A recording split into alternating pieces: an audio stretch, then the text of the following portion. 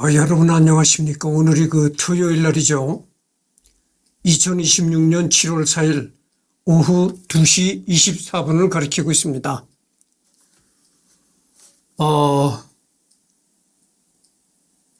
지금 방 안에 불을 꺼놓은 상태고, 내 얼굴을 비추는 조명만 있습니다. 그러니까 어떻게 되겠어요? 상대적으로 얼굴이 조명만 집중해서 이 얼굴을 비추니까 이 주름살 같은 것은 보이지 않고 얼굴이가 굉장히 더 희게 이렇게 보입니다. 그렇게 나올 거예요.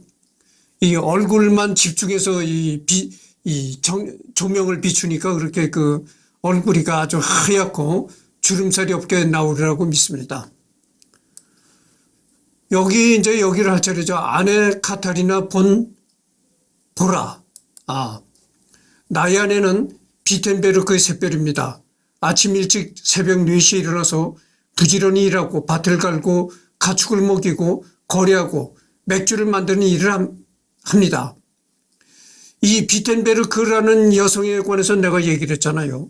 이 수녀원에서 생활하던 수녀였는데 그 청어장수가 수녀원을 드나들면서 이제 장사를 했는데 그 청어를 담았던 상자에 비린내 나는 상자에 숨어가지고 탈출한 수녀정 중에 하나였다. 이런 얘기를 했습니다. 그래서 그 청어를 담았던 상자에 숨어가지고 탈출했던 그 수녀가 이 마르틴 루터와 결혼했다고죠. 근데 이걸 보면 말이죠. 이 여자가 굉장히 일을 많이 한 겁니다. 예전에도 보면 말이죠. 그런 경우가 많았어요.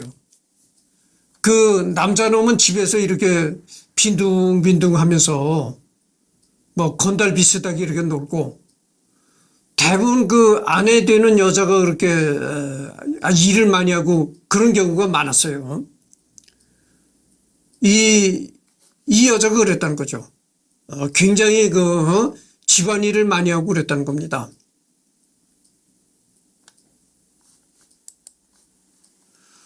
루터의 아내 카타리나 폰 보라는 결혼 후 루터린으로 개명했다.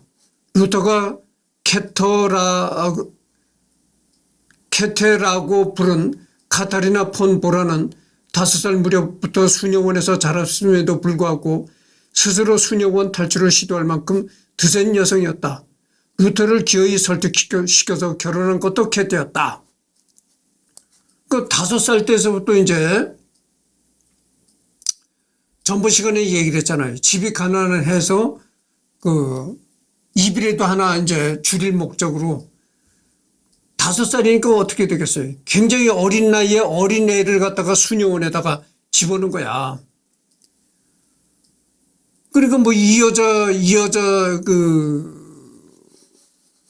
생각에서 들어간 것이 아니고 아무것도 모르는 5살짜리 애를 수녀원에다 강제로 이제 집어넣었던 거지요. 그리고 거기서 이제 수녀원에서 생활하면서 결혼할 나이가 될 때까지 거기서 이제 수녀원에서 생활하다가 탈출한 거죠. 근데 그 수녀원에서 이 탈출하고 또 마르틴 루터한테 적극적으로 대시해가지고 결혼한 것을 보면은 이 여자가 적극적인 여자는 걸 알 수가 있어요. 소극적인 여자가 아닙니다. 내가 전번 시간에도 내가 얘기를 했잖아요. 어떤 얘기를 했냐면 내가 이런 얘기를 했습니다. 내가 여자들한테 프로포즈를 많이 했다. 근데 한 번도 성공하지 못했다 이런 얘기를 했어요. 내가 프로포즈를 했던 여자들은요. 하나같이 아주 이슬만 받아먹고 사는 것처럼. 그래서 내가 프로포즈하면 이렇게 아주 아니 올 시다. 예전에 지가 무슨 조선시대에 뭐 양반집 교수라고 그냥 내가 프로포즈하는 여자들이 다 그랬어요. 옷고름 입에 물고 입만 땅끝.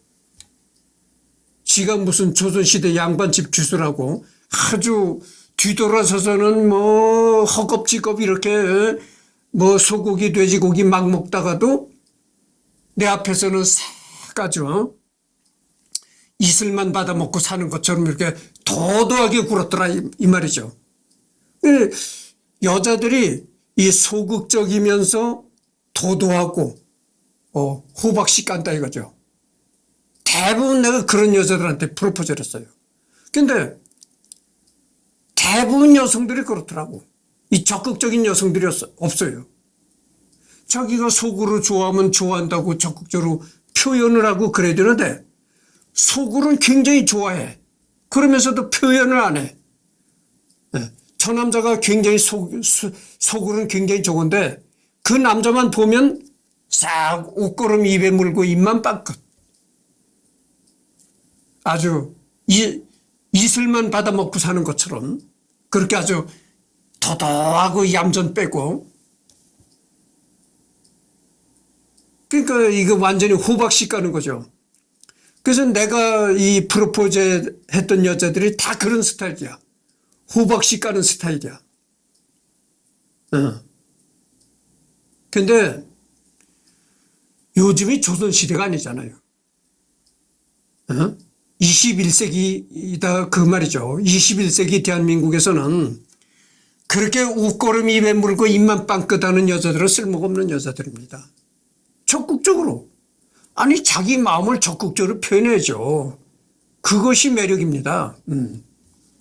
근데 이 여자가 그랬다는 거죠. 이 여자가 적극적으로 자기 생각을 표현하고 그래가지고 마르틴 루터한테도 적극적으로 대시했다는 거죠. 루터도 신학을 한 사람이라 성서적인 여성상을 이상적으로 생각했기 때문에 처음에는 이런 배우자에게 불만이 있었는데 남편에게 순종적이지 않은 것을 유감스러워했고 만약 내가 결혼을 다시 한다면 내가 직접 돌을 조각해서 만든 순종적인 여인의 상과 결혼할 것이라고 할 정도였다. 그래서 처음에는 이 여자가 이렇게 적극적으로 대시하고 이런 여자라서 그런 점이 좋아서 결혼했는데 아니 막상 결혼해서 생활해 보니까 권태감도 들고 그러잖아요. 그러니까 그때 가서는 이제 순종적인 여자가 그립다 이렇게 이제 얘기를 했다는 거죠. 옷걸음 입에 물고 입만 빵긋하는 호박씨 까는 여자들이 그립다 이런 얘기를 했다는 거죠. 아내 카타리나는 16살이나 연하인데도 사회적으로 대단한 거물인 루터를 별로 어려워하지도 않았다. 그래서 이때의 여자들이 말이죠. 마르틴 루터를 겁내했다는 거죠. 마르틴 루터가 그 당시에 그래도 이름 있는 신부고 천주교 신부고 하니까 굉장히 마르틴 루터를 거리감을 갖고 두려워하고 이랬다는 거죠. 그런데 이 여자만은 그렇지 않았다는 거죠. 그렇게 루터를 겁내하고 거리감을 두지 않았다는 거죠. 적극적으로 대시하고 이제 가까이 굴었다는 얘기입니다. 일화로 1525년 결혼 시 면죄부 판매의 원흉이자 루터의 정정이나 다름없는 마인츠 대주교 알브레히트 추기경이 20굴덴이 축의금을 보내자 20굴덴이라면은 지금 돈으로는 억 단위에 달하는 그런 거금이라는 거죠. 축의금을 보내자 루터는 적의 돈을 받기 싫어서 되돌려 보내려고 했으나 캐테는 주님의 선물이라 여기고 빚부터 갚자고 주장했고 결국 첫 부부 싸움에서부터 캐테가 이겼다. 루터는 금전관념이 부족하면서 워낙 씀씀이가 컸고 인심 이후에서 캐테와의 결혼 전까지는 늘 경제적으로 쪼들렸고 빚이 많았다 이런 얘기죠. 그러니까 여기서 보면 또 한 번 알겠지만 이 마르틴 루터의 부인이 마르틴 루터의 아내가 역시 주장이 강하고 아주 적극적인 여성이었다는 것을 알 수가 있는 거죠. 근데 여기 보면 루터는 금전관념이 부족하면서 워낙 씀씀이가 컸고 인심 후에서 캐테와의 결혼 전까지 늘 경제적으로 쪼들렸고 빚이 많았다 이런 얘기입니다. 여러분 천주교 신부를 했던 사람이 무슨 어디 가서 돈을 많이 버는 그런 능력이 있을까요? 대부분이 천주교 신부했던 사람은요. 신부를 그만두고 사회에 나오면은 능력이 없는 겁니다. 어디 정말 막말로 어디 가서 막노동이라도 해서 먹고 살아야 되는 그런 그 남자라면은 그런 능력을 가지고 있어야 되는데 이 신부나 이 스님을 했던 사람들이 막상 사회에 나오면요. 어디가 노동일도 못합니다. 그렇게 막노동이라도 해서 가족을 벌어 먹여야 되겠다 이런 그 굳은 생각이 없어요. 그러니까 이 마르틴 루터도 그러죠. 마르틴 루터가 바로 그 천주교 신부를 했던 사람이 천주교 신부를 그만두고 딱 사회에 나와서 이제 결혼을 하니까 어디가 정말 막노동이라도 해서 가족을 벌어 먹일 수 있는 그런 그 의지도 부족했고, 그러니까 이제 생활이 어려운 거죠. 한마디로. 하지만 캐테는 단순히 성격이 드센 게 아니었고 평생 동안 수녀원에 갇혀 지냈던 한을 풀기라도 하듯 결혼과 동시에 엄청난 생활력과 경제적 능력을 발휘하기 시작했다. 보통 루터처럼 수도자 생활을 오래 하면 경제관념이나 사회성을 키우기가 힘든 게 상식인데 캐테는 그런 상식을 비웃기라도 한 듯 진취적으로 집안을 일으키고 살림을 꾸리는 등 남편에 대한 내조를 해나갔다. 안 그래도 루터는 교황이라는 당대의 가장 강대한 권력자들 중 하나를 정적으로 두었다 보니 사회적으로 체면을 유지하기 매우 어려운 처지였지만 캐테 덕분에 경제적 근심을 완전히 덜게 되었으며 사실상 캐테 또한 종교개혁의 거대한 동력을 제공한 공로자였다고 할 수 있겠다.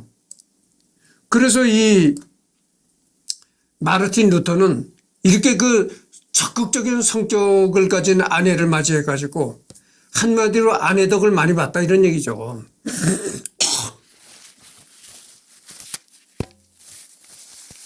그래서 이 마르틴 루터의 아내가 아까도 얘기를 했지만 뭐 옷고름 입에 물고 입만 빵끝 뒤돌아서 호박씨나 까는 이런 그 여자가 아니고 적극적으로 자기의 생각을 표현하고 이렇게 적극적으로 생활하는 여자여서 그래서 이 마르틴 루터가 이런 적극적인 여자를 아내로 맞아가지고 그런 아내의 덕을 많이 봤다 이런 얘기죠. 사실 이 정도 멘탈이 되니까 루터의 마누라로 살 수 있던 거겠지만 그래도 루터도 결국 이렇게 자신을 지원해주는 아내를 사랑하게 되었다고 한다.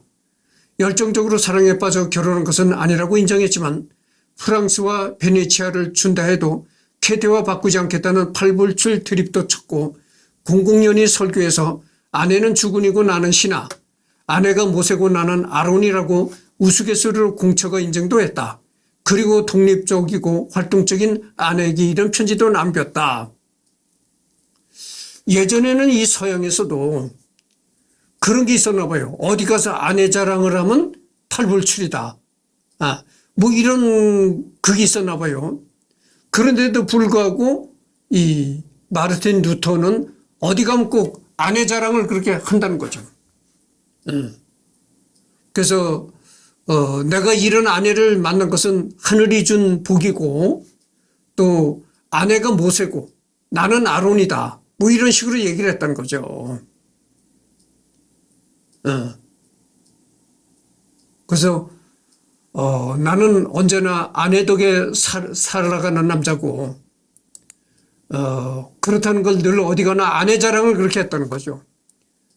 캐테 당신은 당신을 사랑하는 경건한 남편을 가졌소.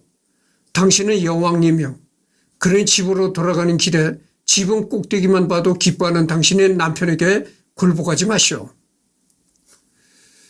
물론 루터도 수입이 없는 건 아니어서 작센 선제 후로부터 이전에 몸담았던 검은 수도원과 부속 토지를 제공받았고 면세 혜택과 비텐베르크 대학교 교수직 풍부과 선제 후 교회 설교자였기 때문에 많은 사례금이 있었다.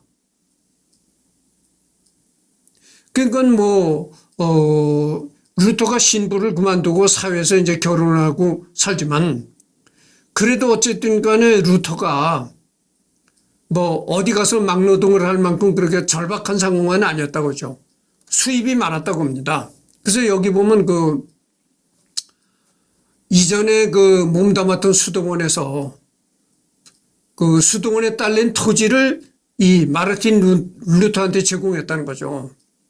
그리고 비텐베르크 대학교 교수직 봉급도 주고 그랬다는 거죠. 그러니까 그렇게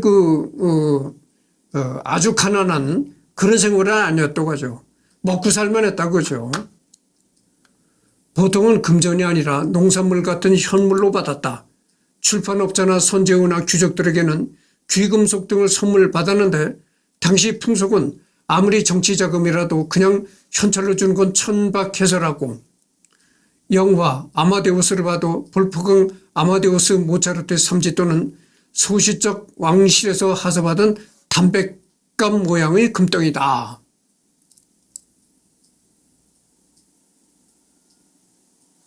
그러니까 서양에서는 예전에 어떤 돈을 줄 때는 이렇게 현금 화폐를 주는 것이 별로 없었나 봐요. 되게 이제 물건으로 준다든지 이랬다는 거죠. 하지만 루터의 집에는 6명의 자녀들과 개태의 과부 숙모까지 모여 살았고 고아가 된 루터의 조카 6명까지 맡아 길렀으며 그에 따라 대가족을 부양하기 위해 유모, 집사, 하녀, 가정교사, 마부, 돼지치기, 식모, 머슴 등을 직접 고용하여 부렸고 추종자들도 20명에서 많게는 30명이 눌러앉아 살았다. 때문에 루터가 버는 수입보다 거의 2배는 지출했다고 한다. 그 외에도 루터의 명성을 보고 찾아오는 손님들도 많았기에 이런 손님들이 오면 당연히 융숭한 대접을 해야 했고 떠날 때도 한 보따리 싸서 노잣돈을 챙겨줘야 했다. 기본적으로 루터는 노랭이나 욕 듣는 것을 끔찍하게 싫어했기 때문에 늘 적자였다. 그래서 이게 내가 방금 전에 뭐라고 했나요? 천주교 신부나 절에 스님했던 사람은 이제 사회에 나오면 생활력이 없다 내가 그런 얘기를 했잖아요. 근데 그렇지 않다는 거죠. 그래서 여러 가지 수입이 꽤 많았는데 그렇지만 원래 루터가 사회적으로도 이름이 있고 한 사람이라 루터의 명성을 듣고 그렇게 루터의 집에 찾아오는 사람들이 많았다고 하죠. 그 사람들이 오면은 전부 다 무료 숙식이라도 제공해주고 이래서 보냈다는 거죠. 그러니까 어려운 거죠. 예? 거기다가 대가족이었다고 하네요. 여기 보면 유모, 집사, 하녀, 가정교사, 마부, 돼지치기, 식모, 머슴 등 이런 사람들까지 다 한 집에서 이제 살았다는 거죠. 그러니까 얼마나 생활비가 많이 나가겠어요. 그러니까 늘 적자였고 어려웠다고 하죠.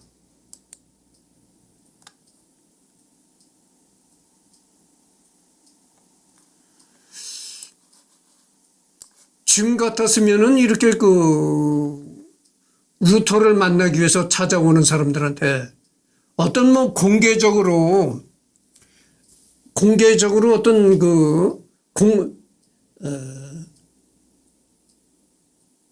이렇게 알렸어야 되지 않았겠는가 이렇게 생각을 해요.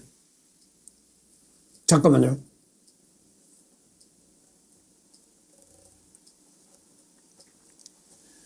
공개적으로 알린다는 게 뭐냐면은 여러분들 어디 지금 관광지나 이런 데를 가도요.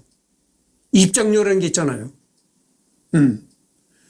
그러니까 이런 입장료를 받아야 최소한 이 돈을 받아야 그 관광지를 운영할 수 있다 이런 거거든. 그러니까 이때 그렇게 루터를 만나기 위해서 많은 사람들이 오니까 아니 그냥 자선사업가도 아니잖아요 루터가. 그러니까 루터를 면담하고 만나러 오는 사람은 필히 얼마를 가지고 와야 된다 이렇게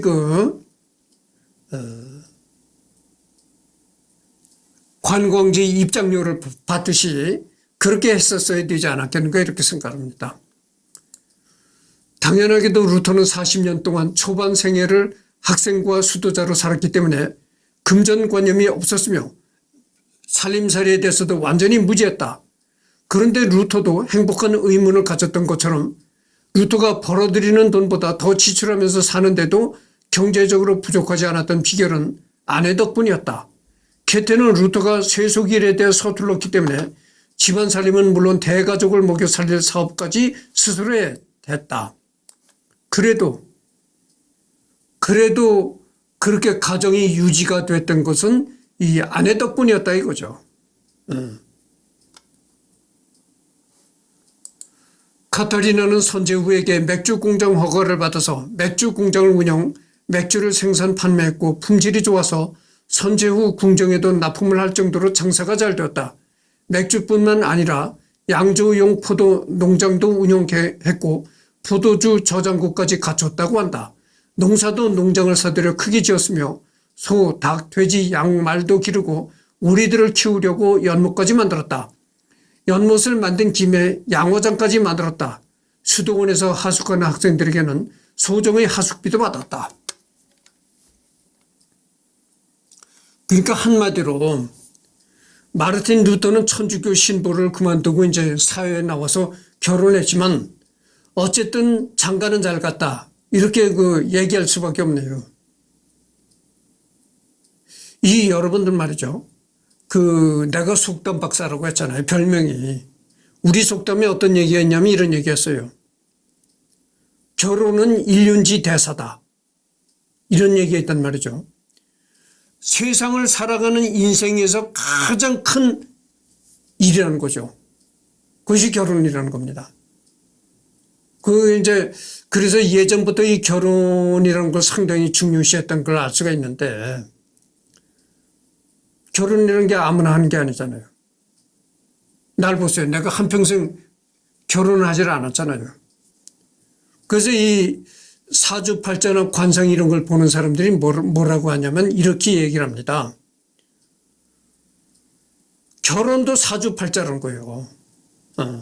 사주팔자에 여자가 없는 사람은 그냥 독신을 살다 죽는다 이런 얘기죠. 그러니까 이제 내가 사주팔자에 여자가 없는 사람이다 그거죠. 그러니까 이제 이 루터가 아내 덕에 그래도 장가를 잘 갔다 이런 얘기인데, 마르틴 루터가 한때는 천주교 신부를 했지만 어쨌든 간에 이 사람 팔자에는 여자복이 있었던 겁니다. 루터는 사망 당시 많은 재산을 남겼고 죽기 전 유언장에 직접 아내 카타리나를 단독 상속자로 지명했지만 당시 풍습과 다른 일이 있었기 때문에 후견인들이 이러한 결정을 무시했다. 루터가 죽고 남긴 농장이 슈말칼덴 전쟁으로 초토화되자 카타리나는 경제적으로 어려워졌다. 결국 자식들과 함께 영지를 떠나 다른 지역으로 이사를 가던 중 폐렴에 걸려 53살로 세상을 떠났다. 시신은 자식들이 거두어서 장례를 치렀다. 이런 얘기입니다. 그러니까 이제 마르틴 루터가 죽자 자식들과 함께 영지를 떠났던 거죠. 그러니까 마르틴 루터한테 제공됐던 그 땅을 더 이상 어떻게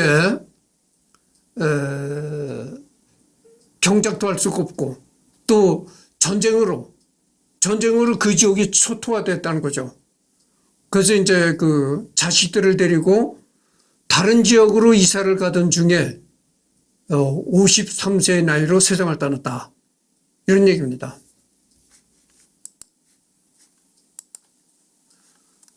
독신과 결혼 가정관. 앞서 루터보다 아내가 적극적이었던 이유가 있었는데 루터는 원래 결혼에 적극적이지 않았다. 그 이유로 첫째는 어쨌건 신부로 살아오며 오랜 독신 생활에 이미 익숙해져 있었고, 그렇죠.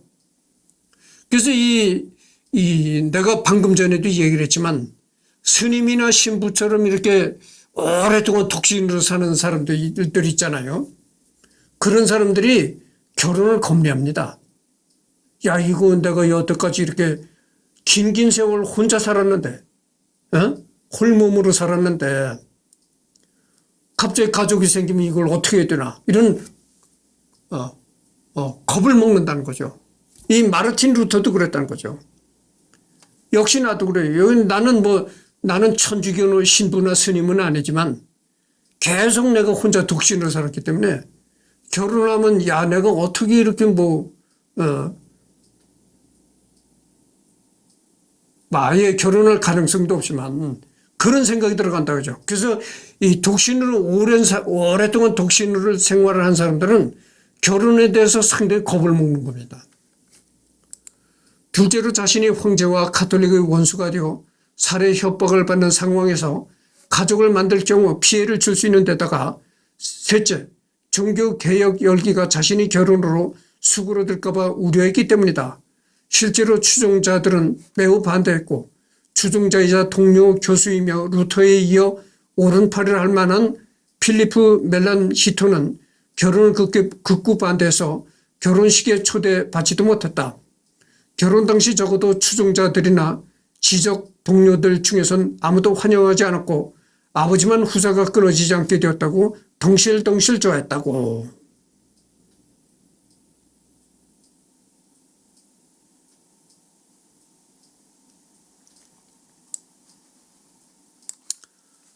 그래서 이제 루터가 결혼한다 이러니까 그 루터와 같이 이제 신부 생활했던 사람들, 가톨릭계에 관계된 사람들, 이런 사람들은 다 반대했다는 거죠. 마르틴 루터의 결혼을 반대했는데 오직 루터의 아버지만큼은 좋아했다 이겁니다. 덩실덩실 춤을 췄다는 거예요. 이제 우리 집안도 후사가 끊어지지 않게 되었다 이렇게 좋아했다는 거죠.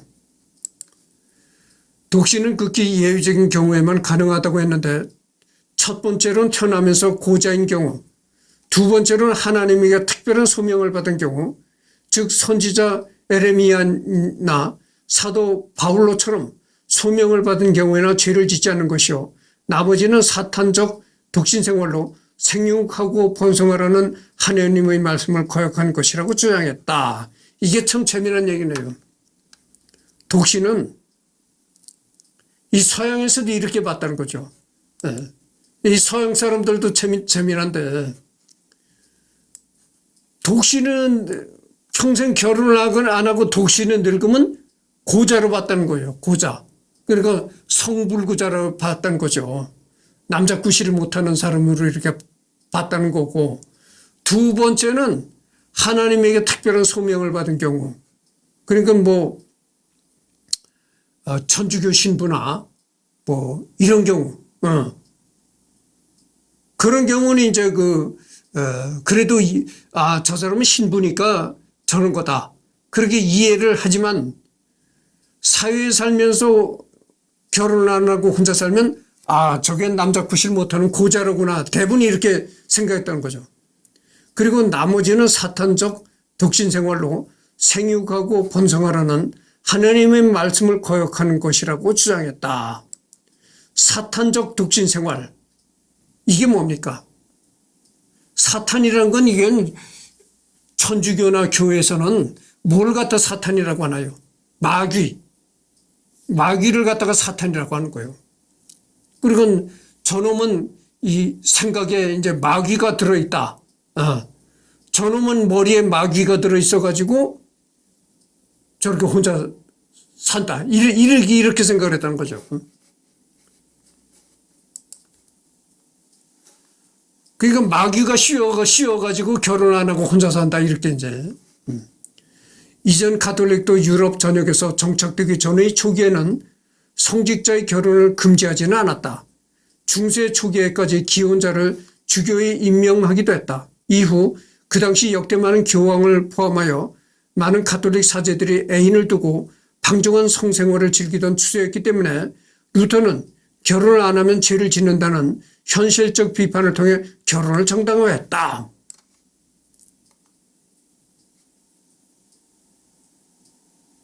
여러분, 그 서양의 가톨릭 신부들이 원래는 독신이잖아요.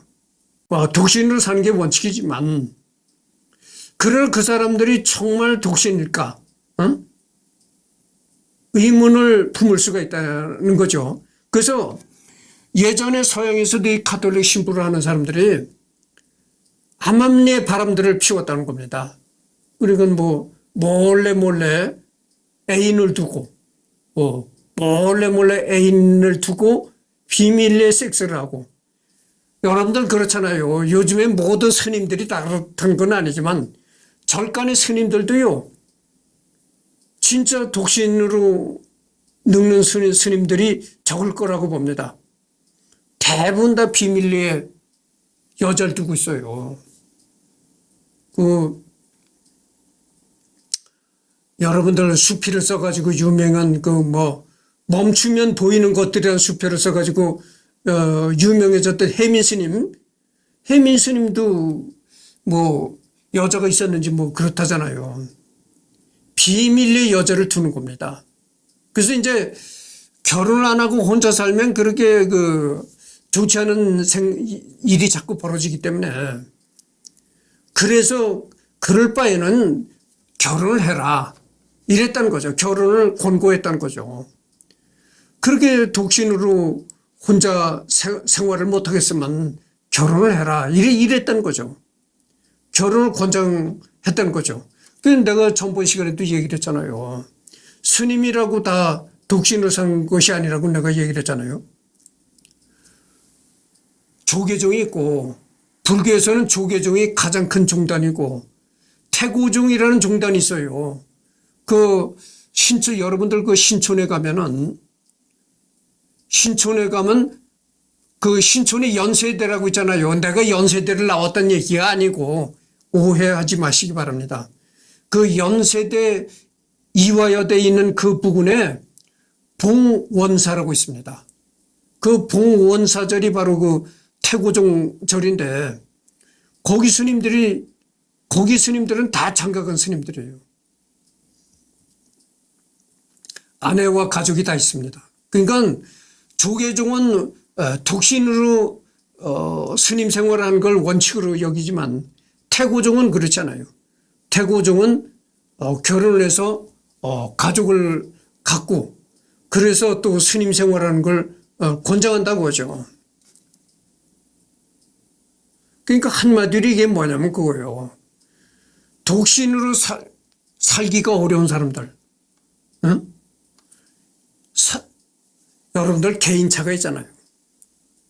거의 섹스를 밝히지 않는 사람이 있고, 유난히 더 섹스를 밝히고 이런 성욕이 왕성하고 이런 사람이 있다 이거죠. 이 개인차가 다 있다고죠. 그러니까 섹스를 밝히지 않는 사람은 독신으로 종교 생활해도 괜찮은데, 굉장히 섹스를 밝히고 비밀리에 여자를 두고 이러는 사람은 아예 결혼을 해라 그런 얘기죠. 여자의 경우는 독신이 불가능하다고 생각했다. 여자는 일정한 나이가 되어서 결혼하지 않으면 유교 때문에 반드시 죄를 짓는다고 봤기 때문이었다. 루터가 아니더라도 그 당시 의학 지식은 19세기까지 체액설이 주류였으며, 여자는 남자보다 체액이 많아서 배출해 주지 않으면 자궁에 즙이 쌓이고 위로 올라가서 히스테리가 발작한다고 봤다. 내가 전번 시간에 탐정 얘기를 했잖아요. 또 재미난 탐정 얘기를 해야 되겠습니다. 이걸 읽으니까 이제 탐정 얘기를 할 수밖에 없는데, 탐정이라는 게 뭡니까? 아니, 탐정들이 지금 돈을 잘 번다는 거예요. 지금 대한민국은 불륜공화국이라는 거예요. 온 나라가 바람 피우는 공화국이래. 그래서 마누라는 남편 몰래 바람을 피우고 남편은 마누라 몰래 바람을 피운다고 하죠. 그래서 이제 처음에 결혼했을 때는 그러지 않는데, 결혼해서 보통 한 4, 5년 지나가면 그때서부터 남편은 아내를 의심하고 아내는 남편을 의심한다고 하죠. 그러니까 결혼해서 금방 신혼 때야 권태감이라는 게 있을 수가 없겠지만 적어도 한 4, 5년 정도 흘러가면 그때서부터 이제 실증감이 든다 이거죠. 그때서부터 의심하게 된다는 겁니다. 서로가 서로를 의심한다는 거예요. 그래서 남편은 여자가 몰고 다니는 차에다가 몰래 위치 추적기까지 달아놓고, 근데 그래가지고 서로가 서로를 의심하니까 남편은 아내를 의심해서 탐정한테 갖다 돈을 주고 아내가 바람을 피우는가 알아봐 달라고 하고, 아내는 또 남편이 바람을 피우는가 알아봐 달라고 하고, 그래서 지금 탐정들이 그렇게 돈을 잘 번다는 거예요. 그래서 이 탐정들이 이렇게 의뢰를 받아가지고 이렇게 해보면, 뒤를 밟아보면 엄청나게 바람을 피운다는 거예요. 그리고 내가 전번 시간에도 얘기를 했지만, 남편과는 완전히 각방을 쓰고 산대. 그러니까 집에 들어가도 남편과 아내가 이렇게 대화를 나누는 것도 없대. 그러니까 밥만 이렇게 식사 시간이 되면 밥만 꾸역꾸역 먹고 각자 방으로 가고 완전히 남남이다 그지. 응? 한 집안에서 사는 남남이다 그죠. 그렇게 사는데 그 아내가 탐정이 뒤를 밟아보니까 엄청나게 섹스를 하더라는 거예요. 그래서 매일 남자를 매일 바꾸치더라는 거예요. 바꾸치기 하더라는 거예요. 그러니까 이제 모텔이나 호텔 이런 데를 드나든 것이 아니고, 왜냐하면 여러분들 모텔이나 호텔을 드나들면은 탐정들한테 걸리기가 쉬워요. 그러니까 모텔이나 호텔 그런 데가 아니고 무슨 차 안에서도 그렇게 섹스를 많이 한다는 거예요. 근데 그 상대방 남자가 매일같이 다른 남자 이렇게 되더라는 거예요. 그 탐정들이 해보니까 그렇더라는 거예요. 근데 혹시 남자가 이제 없어서 섹스를 못하는 날은 굉장히 신경질적으로 된대. 그래서 섹스를 못하는 날은 그 여자가 섹스를 못하는 날은 괜히 집에서 애들을 들볶고 이렇게 화풀이를 하고 그런데. 근데 주차장에서 한 번 남자와 섹스를 하고 들어온 날은 그래 히스테리가 없어. 스트레스를 해소하는 그런 게 없대. 그래요. 그래서 여기 보면은 내가 그래서 전번에도 얘기를 했잖아요. 나는 결혼 생활을 한 경험이 없고, 그래서 남자가 성욕이 그렇게 강하지 여자는 성욕이 그렇게 강하지 않다 이렇게 생각했는데 보니까 그게 아니더라고.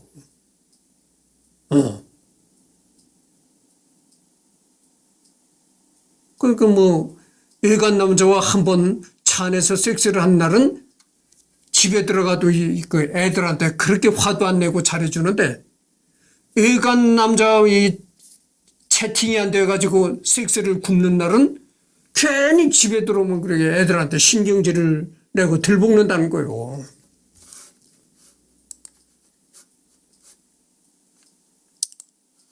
근데 사실 산부인과 의사가 여자 산부인과 의사인데 유튜브에서 나와서 하는 얘기를 들어봤어요. 여자들이 엄청나게 섹스를 밝힌다는 겁니다. 이 자궁에다가 못 집어넣는 물건이 없다는 거예요. 그래서 어떤 물건을 집어넣고 이제 하다가 이 질환에서 물건이 잘못 파손이 된다든가 상처가 나면 혼자 질환에서 어떻게 파손이 됐다면 혼자서 그걸 집에서 꺼내려고 그렇게 애를 많이 쓴다는 거예요. 그러니까 이제 산부인과 병원에 가기가 창피하고, 그러니까 혼자서 어떻게 해결하려고 갖은 노력을 하다가 질에 상처가 났고, 그러면 할 수 없이 이제 창피한 거고 뭐고 할 수 없이 이제 산부인과로 온다는 거지. 엄청나게 그런 여자들이 별걸 다 집어넣는다는 겁니다. 아니 산부인과 여자 의사가 거짓말을 하겠어요? 네. 한편 중세와 르네상스 시기까지 수녀원을 여성학계에서는 큰 의미를 두기도 한다. 물론 현대 페미니즘적 의미의 여성 해방은 아니다. 루터의 아내처럼 아동기에 보내지는 경우가 많았으며 독신 서약 또한 10대 초반에 자의와 상관없이 강압에 따라 하는 것이 적지 않았기 때문이다. 여성학계에서 중세 수녀원을 주목한 이유는 가부장적 질서에서 여성이 사회적으로 활동하고 명예를 얻는 수단으로서 의의에 있으며 실제로 19세기까지도 가톨릭의 수녀원 문화를 비판한 주요 논거가 가부장적 질서였음은 분명한 사실이다. 이런 얘기입니다. 그래서 여기 보면 여기도 그 여자들이 그 성욕이 강하다는 얘기가 또 나오는데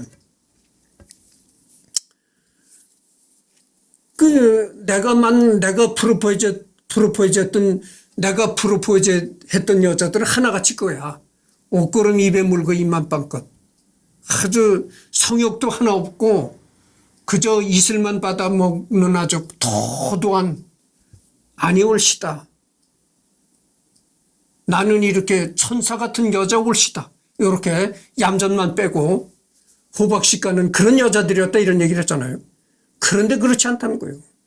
그런 여자들이 뒤돌아서는 더 한다는 거지. 더 남자를 밝힌다는 거지. 생각해 보세요. 여자들이 얼마나 그 성욕이 강한가를 알 수 있는 게 출산. 여러분들 이 출산의 고통이라는 게 굉장한 고통입니다. 어마어마한 고통이에요. 그런 무지막지한 출산의 고통을 겪으면서도 임신을 하잖아요. 아마 남자가 그런 고통을 겪었으면 다시는 섹스를 안 할 겁니다. 그런데 그렇게 무지막지한 고통을 겪으면서도 계속 섹스를 하면서 임신을 하잖아요. 그거 보면 여자가 얼마나 성욕이 강한가를 짐작을 할 수가 있는 거죠. 그래서 이제 42분은 경과했습니다. 여기까지만 하고 다음 시간에 이제 여기서부터 또 하도록 하겠습니다.